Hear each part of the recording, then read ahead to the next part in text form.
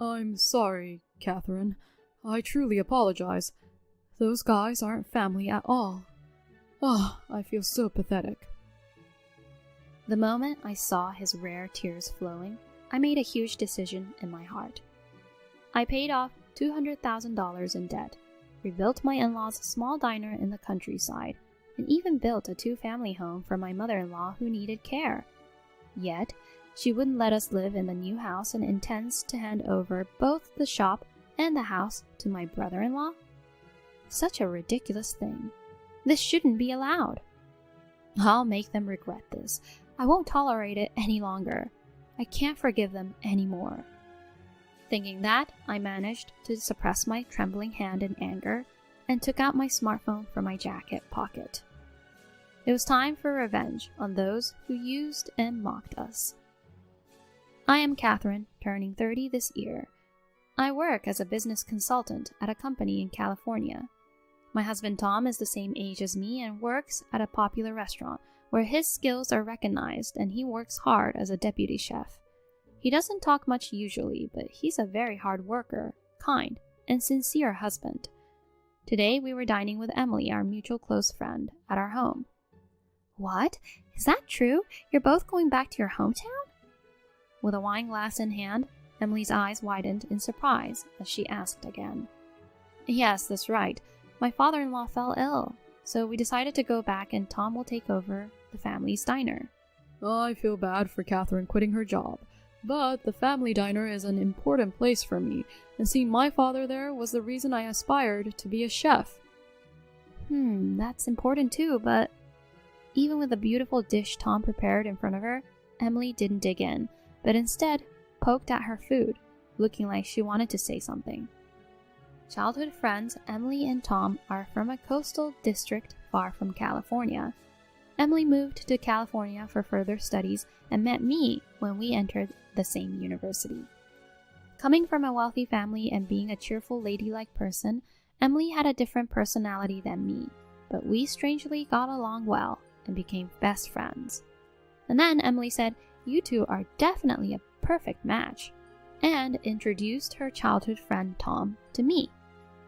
But Catherine, you're doing great as a business consultant, and Tom works at a famous French restaurant, right? It seems a waste to give up this situation. Moreover, you both have dreams for the future, don't you? Thank you, Emily. Thanks for your concern. But with a laptop, I can work from anywhere now, and I want to be by Tom's side and support him as much as I can.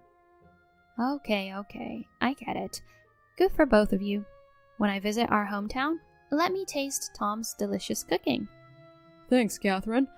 We still have wine left. I'll get a refill. As Tom left the table, Emily whispered to me with a worried look. Thank you, Emily, for your concern. I know it won't be easy, but I'll do my best.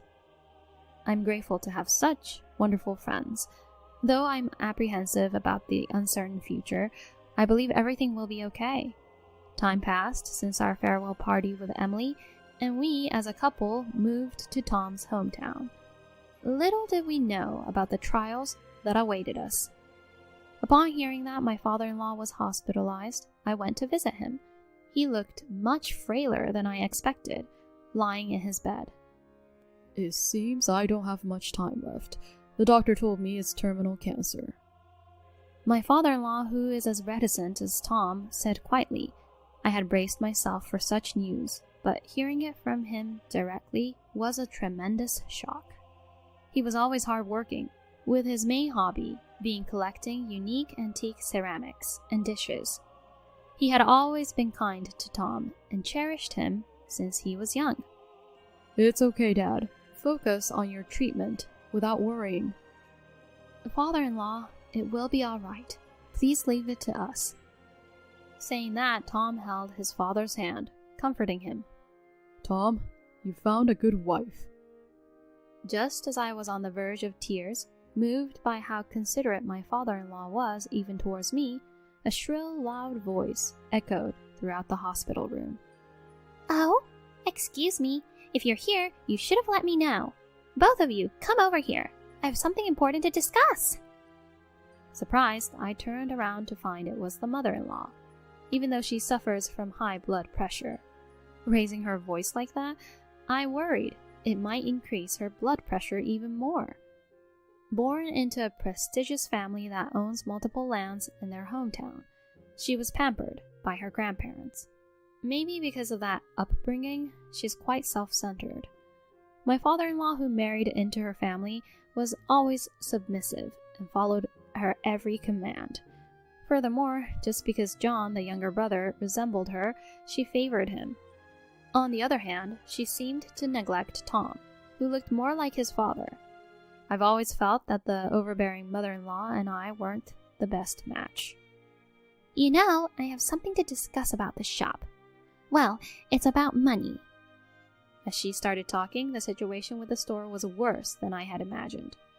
The mother-in-law, the owner of the diner they ran, owned the land it was on, and they lived on the second floor, using it as both a residence and a shop. In the countryside, they had no competition, and the father-in-law's cooking was delicious, which kept regular customers coming. However, since the only chef was the father-in-law, they couldn't open the store while he was hospitalized, and their income dropped to zero. Additionally, the mother-in-law owned an old apartment nearby, which was infested with termites, and they decided to demolish it. The cost of demolishing the apartment and other expenses piled up, leading to a debt of $200,000. Why did you let it get this bad, Mom? If it's like this, why not sell the land or the shop? How could you say that? Let go of our ancestral land so easily? We have loyal customers. Your father would be devastated. The only thing you're good at is cooking, so figure it out. I'm too old for this. Tom, it's okay. We'll work through this together. I'll help too. From that point, Tom and I focused on repaying the debt and revitalizing the diner, coming up with various plans. As it turns out, I had inherited $230,000 from my wealthy father who passed away 2 years ago. I offered to use that money for debt repayment. Hearing this, Tom thanked me repeatedly. Honestly, that money was important to me, and I had plans for it, but ensuring the peace of my in-laws was paramount. Tom was skilled not only in Western cuisine, but also in Asian cuisines. Regular customers praised. Tom's dishes are as tasty as his father's. Thanks to that, local customers started returning to our shop. I used my previous work experience to improve parking, renovate the interior, develop new menus, and vigorously advertise online. Our diner gained popularity and stabilized its business, thanks to a newly opened tourist spot nearby. It was around this time that the father-in-law, who had been battling illness, passed away.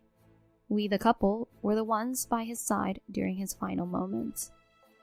Tom's father murmured weakly, squeezing Tom's hand and trying to convey something with his fleeting strength. Don't worry, Dad. We'll protect the shop and Mom. And so Tom and I watched over my father-in-law as he passed away. On the day of the funeral, my mother-in-law looked exhausted. By her side, Tom's younger brother John and his wife Karen had been accompanying her the entire time. Because my in-laws weren't preparing for the funeral at all, we were the ones managing the arrangements and payments, busily going about the tasks. Catherine, who was always hardworking, sure has a different work ethic. It's amazing how she can work even in times like this. She's now the wife of the diner owner, right? It must be nice to have your own shop, huh? A drunk John said this. Tom, who had been treated coldly by his mother, had to leave home after high school without a dime. Thanks to his savings and the tuition secretly paid by his father, he managed to graduate from culinary school. On the other hand, John, who was pampered by their mother, apparently had no problems entering a private university. After graduating, he got a job in sales and met the beautiful Karen, whom he married. Now he works in a nearby city. But John and I graduated from the business department, but to be honest, the level of my university was higher. John didn't seem to like this fact and would occasionally make snide remarks or mock Tom behind our backs. John and his family were not informed about the debt, and of course, they had no way of knowing how hard we had worked to pay it off and revitalize the shop. I was honestly irritated, but I decided to ignore him. Amidst all this, suddenly a loud scream of "No way!" was heard. The voice belonged to Karen. Rushing to where Karen was, we saw my mother-in-law in her mountain clothes, lying on the ground and convulsing. Her face was blue pale, and she was frothing at the mouth. Seeing this, Tom, John, and I all panicked and immediately called for an ambulance. After being taken to the hospital by ambulance, we were told that Emily's mother had suffered a stroke. She had a history of high blood pressure, and it was possible that the stress from her husband's death and lack of sleep contributed to it. Fortunately, she survived without significant loss of speech ability, but paralysis remained, and she needed care. Despite her condition, she summoned us for a discussion. Now that the debt has been repaid and the shop is doing well, why not use the insurance money from your father and build a multi-generational home on the site of the demolished apartment? I can't live on the second floor anymore with my condition. I was honestly surprised by such a proposal from her, especially when she was the one in debt to others, and without showing any signs of remorse. It was true that it would be hard for her to live above the shop in her current state. We lived in a nearby apartment and had rent to pay. If we expanded the second floor where she lived, we could potentially enlarge the shop as well. Tom's father's last words crossed my mind. Take care of the shop and your mother-in-law. He probably wanted to convey that sentiment. Though I had differences with my mother-in-law, I wanted to respect the kind words of Tom's father, who was so much like Tom. We convinced ourselves and decided to proceed with building the multi-generational home. We used the insurance money, but it wasn't enough. We had to invest almost all of our savings that we had accumulated for our dream. I'm sorry, Catherine. Because of this, we might have to give up on our dream. Seeing Tom's saddened and defeated demeanor, I felt even more in love with him. It's okay. Our shop is doing well, and we can save up money again. We're getting a new house, so let's stay positive and move forward. Saying that, I suppressed my feelings and tried my best to encourage Tom. The construction of the multi-generational home was commissioned to a newly established construction company, possibly through some connection of John's. This company was known for their trendy designs. We would have preferred a local and reputable construction company, but John and my mother-in-law forcefully made the decision. We were busy getting our previously closed shop up and running, so we provided our living preferences and let John and the others oversee the rest of the construction. Several months later, our multi-generational home was finally complete. True to the construction company's reputation, the house had a stylish exterior. The first floor was made barrier-free to accommodate my mother-in-law's needs. The second floor of the part we lived in had a state-of-the-art kitchen set up for Tom, and it looked very user-friendly. Then it was when we, my mother-in-law, Tom and I, and John and his wife, gathered to celebrate the completion of the new house. My mother-in-law, who was seated in a wheelchair, suddenly began to speak. Tom, can I talk to you for a moment?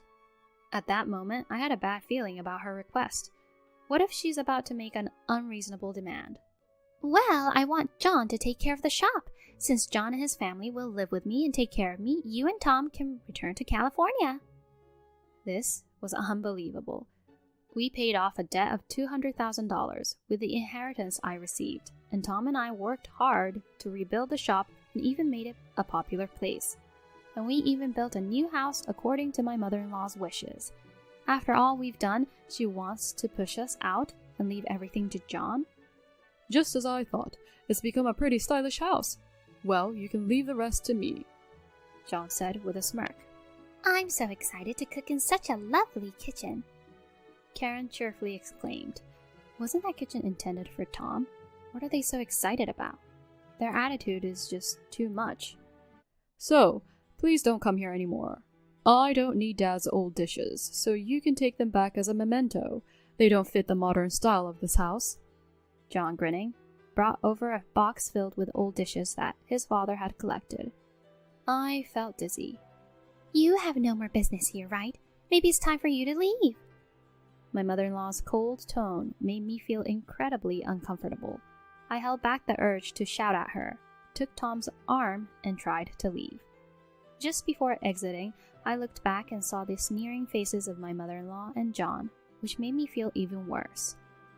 I'm so sorry, Catherine. I really am. They're not family. I feel so pathetic. The moment I saw the large tears that he rarely sheds, I made a big decision in my heart. Enough is enough. I'll just give them the shop and the house. But that alone won't calm my anger. I'll make sure they regret this. I won't hold back anymore. I can't forgive them any longer. With those thoughts and with my hand shaking in anger, I managed to calm myself and took out my smartphone from the pocket of my jacket. I made a call, and the person who answered was, "Long time no see, it's Emily." "Emily, listen, this has happened, so we're going to go through with that plan we discussed." I explained the unbelievable events that had occurred to Emily. After listening, Emily responded firmly. "Got it. You both are on board, right? Let's do it." Several months later, we opened a new restaurant cafe just a 10-minute drive from Tom's family home. Today was the opening party. We as a couple were present as the main chef and owner of the shop. Emily's family were well-known figures and entrepreneurs in the local area. Initially, Emily wanted to start a restaurant in this area, but since Tom's family was in the same business, she postponed her plans out of consideration. At a farewell party, Emily had proposed, "If you two ever decide to open a shop, I'll support you." Yes, our dream as a couple to start a restaurant cafe from scratch came true with Emily's support. Thanks to Tom's skills and my promotional activities, our restaurant cafe attracted a lot of attention and was even featured in the media before its opening. As we were chatting and laughing with Emily, each holding a champagne glass, What the heck is going on here? amidst the cheerful atmosphere, John and my mother-in-law suddenly intruded, raising their voices. Huh? What are you doing here? We're not supposed to have anything to do with each other anymore, right? Tom coldly brushed them off. Why wouldn't we care? Setting up a restaurant so close to ours? What if our customers stop coming because of you? The mother-in-law yelled in frustration. Isn't it your own fault if your business isn't doing well? Even since Tom left, the taste has changed and you've made no improvements. Your regulars have drifted away and your casual service has ruined your reputation, hasn't it? I retorted coldly. John, who had always looked down on his younger brother and me, was probably frustrated to be talked back at this way. His face turned beet red with anger. Then give us back the money for our house. What are you talking about? That's the house Catherine and I built, isn't it? That house? It's unlivable. It seemed that the duplex house from the construction company John had recommended was a defective house with issues like warping and leaks. The very construction company vanished without a trace. Look at what's happened. We had recommended a reputable local construction company, didn't we? You forced us into using that other company. We have nothing to do with it anymore. The house is even in Mom's name now. On top of that, it seems Karen has left the house, hasn't she? Well, it's not typically possible to balance running a struggling diner in the countryside and taking care of your mother-in-law. You insolent woman! As John was about to lunge at me, Emily popped open a bottle of champagne, spraying John. But John, now soaked, and his mother stood there, mouths agape in shock. You reap what you sow. These are my precious friends you're talking about. You've brought this upon yourself by coldly treating this skilled pair. But thanks to you, we're a huge success. Anyway, it's a celebration here, so why don't you leave? Drenched in champagne, John and his mother turned on their heels and left, faces burning with humiliation. We apologized to our guests for causing a scene, but inside, I felt liberated. A year after the commotion, John and his mother, failing to manage their diner, had to shut it down. They continued to live in the flawed house, with John working part-time jobs while taking care of his mother. Regulars from their old diner, who now visit our restaurant cafe, updated us about them. We had been ignoring their calls for about 6 months. Today, our restaurant is thriving. Tom has numerous fans of his dishes and desserts, and the place is always bustling. Emily is also very happy with the state of things. I've been helping with the restaurant's management, while also working as a business consultant. There's another significant episode. While organizing the dishes left behind by my father-in-law, I found his will. The will read, "Tom, don't worry about the store or your mother. I'm sorry for everything until now. Move away and be happy with Catherine. And these antiques are for you. Have them evaluated by an expert." So this is what my father-in-law wanted to tell us in the end. He wished for our happiness and freedom, with no intentions of burdening us with the store or his wife. Realizing once again his kind-hearted feelings for us, Tom and I shed tears together. And as per my father-in-law's advice, when we had the antiques appraised, we learned they were worth more than the amount spent on his wife. However, we chose not to sell those antiques. Instead, we carefully store them, using them as an altar in memory of my father-in-law, offering our prayers daily. And so, our peaceful and serene days have once again returned.